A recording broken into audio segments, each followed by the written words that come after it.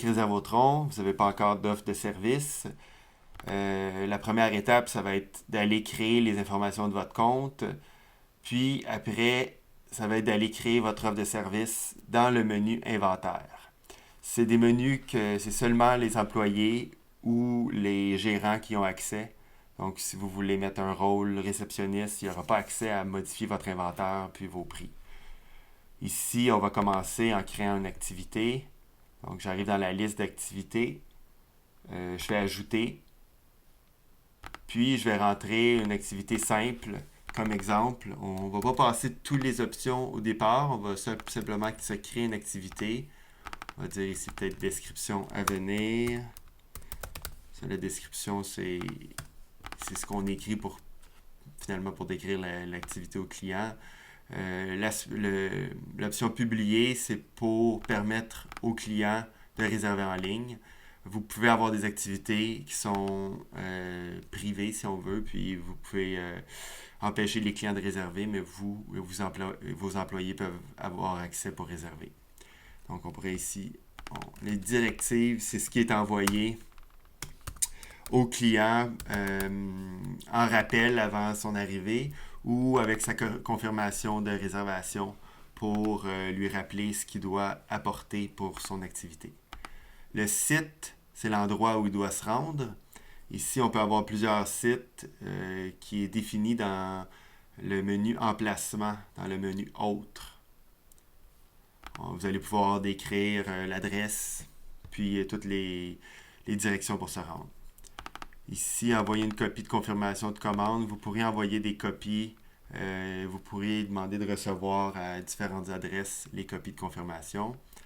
Maintenant, la configuration de base.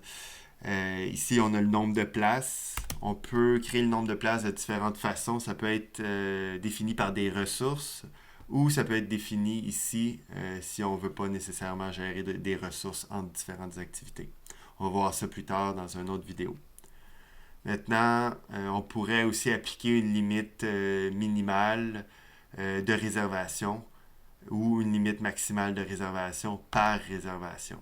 Donc, dans notre cas, ça risque d'être le cas cette année avec la COVID. Ça sera à voir. On va faire une vidéo spécifique pour ces différents scénarios-là. Ici, la durée, on va faire une activité simple en partant de 3 heures. On pourrait avoir une durée aussi qui serait différente en fonction des dates puis des horaires. On va commencer par une durée simple ici. Là. Ça va être la durée quand même qui va être affichée au client. Ici, le temps de préparation, ça veut dire c'est bloqué combien de temps d'avance pour la réservation en ligne. Donc ici, si on met 30 minutes, ça veut dire que si votre activité est à midi, le client ne pourra pas réserver. À partir de 11h30, il ne pourra plus réserver en ligne. Mais ça peut être, on pourrait le mettre à 10 minutes pour rendre ça simple.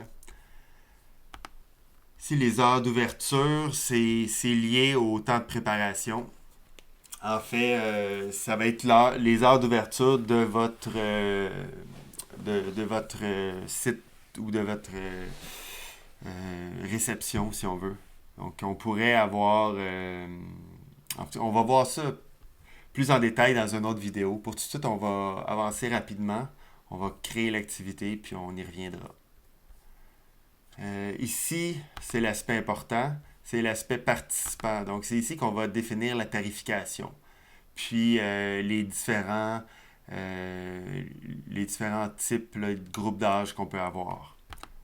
Donc, ici, peut-être par défaut, on pourrait se dire, on peut s'en créer un. On n'a pas, si dans notre exemple, on avait un 15 ans et plus, donc on ne l'a pas dans Réservotron à la base, mais on peut en créer un. On a juste à faire ici, créer un nouveau type de participant. Puis, Réservotron va nous afficher un champ nom pour indiquer le type de participant. Ici, on va marquer 15 ans et plus. Plus. C'est ça qu'on voulait. Puis, on a aussi plein de paramètres qui nous permettent là, de rendre la tarification très flexible là, en fonction de plein de configurations possibles. Là, on va faire ça simple. On va aller directement juste mettre le montant pour ce type de participant-là. Donc ici, on va mettre 65$ pour la sortie de 3 heures. Pour tous les participants, ça va être plus simple. Puis, on peut définir si c'est taxable ou pas. Par défaut, ça va être taxable. Donc, si on touche à rien ici, ça va être taxable. Les formulaires personnalisés, ça va être les endroits où on va poser des questions aux participants. Puis, si on veut lui demander aussi de remplir, de signer des formulaires d'acceptation des risques, on va y revenir plus tard parce que ça peut être plus long là, à configurer. Puis il y a aussi beaucoup d'options là, dans cet aspect-là. Donc on va garder ça simple. Ici, c'est notre apparence, c'est quand même important. C'est comment on veut que ce soit affiché pour le client. On va garder ça en semaine pour tout de suite. Ça va être l'affichage de base. On peut définir si on affiche la disponibilité restante ou pas. Puis, on peut ajouter aussi des images. On ne va pas en ajouter pour l'instant, on va y revenir. On a ici les documents. Donc, si vous envoyez des PDF à vos clients par courriel, vous pouvez les ajouter ici. On peut aussi ajouter des ressources, comme je disais plus tôt. Ça peut définir la disponibilité. De cette façon-là, on peut avoir une disponibilité là, qui est dépendante d'embarcation, par exemple, qui va être aussi interdépendante avec d'autres activités qui seraient opérées en même temps avec le même inventaire. Les termes, c'est des termes qu'on peut définir par activité ou pour le système dans l'ensemble. Pour tout de suite, on va les définir dans le système. Ici, l'aspect administration, c'est tout pour vos rapports de comptabilité. On peut avoir un code de produit, puis un code de grand livre. Donc, les codes GL que vous allez voir dans le système, c'est toujours des codes de grand livre. Vous pouvez indiquer un poste de revenu différent pour chaque service que vous offrez. Donc, je vais créer mon activité, très simple pour l'instant. J'ai juste créé la tarification, puis j'ai créé le nom et la description de l'activité. Maintenant, la deuxième étape, ça va être d'aller modifier les horaires. Donc, de me créer un horaire. Donc, je clique sur modifier les horaires, puis la première étape, ça va être d'ajouter un horaire. Ici, je vais aller prendre un exemple où dans cette activité-là, je pourrais avoir des horaires différents, soit pour l'été complet ou pour une partie de l'été. Ici, je vais aller me créer donc pour mon été complet où je commençais ça serait par exemple, ici je pourrais créer un horaire du 15 août au 12 octobre qui serait 9h30, 14h, 9h30, 14h toujours.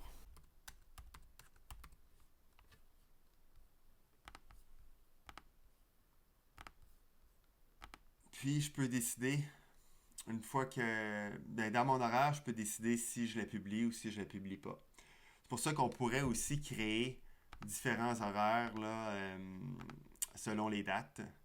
On pourrait avoir un horaire pour la basse saison qui n'est pas publié par défaut ou encore on pourrait seulement publier la sortie de 9h30 puis avoir un autre horaire avec la sortie de 14h ou on les publierait ponctuellement à votre guise. Ici, on peut avoir une limite en fonction des horaires puis en fonction des sorties spécifiques. On peut aussi avoir des prix en fonction des horaires. Pour tout de suite, on va faire un exemple simple. Ici, je peux m'ajouter un autre horaire. Là, on avait vu que dans mon cas, dans mon exemple, j'avais une sortie à 17h30 du 15 juin au 5 août. Je vais aller dans mon 15 juin, créer mon horaire.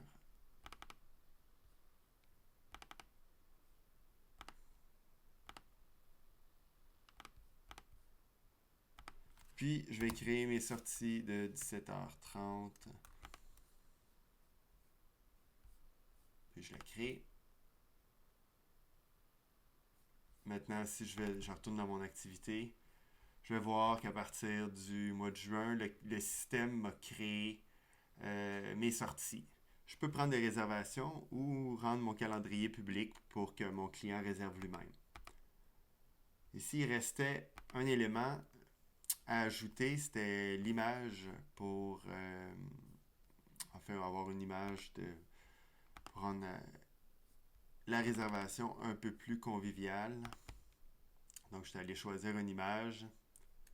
Puis maintenant, via mon lien public, je peux aller réserver. Si je veux faire une commande à l'interne, une nouvelle commande, je peux aussi faire une nouvelle commande. Je vais avoir accès à mon activité. Je peux avoir accès à un menu par semaine. Si j'ai une liste, par exemple, d'activités, si j'en ai plusieurs, je peux voir toutes les sorties pour la semaine, ou je pourrais aller dans ma page de mon activité spécifique où j'ai accès à un calendrier complet.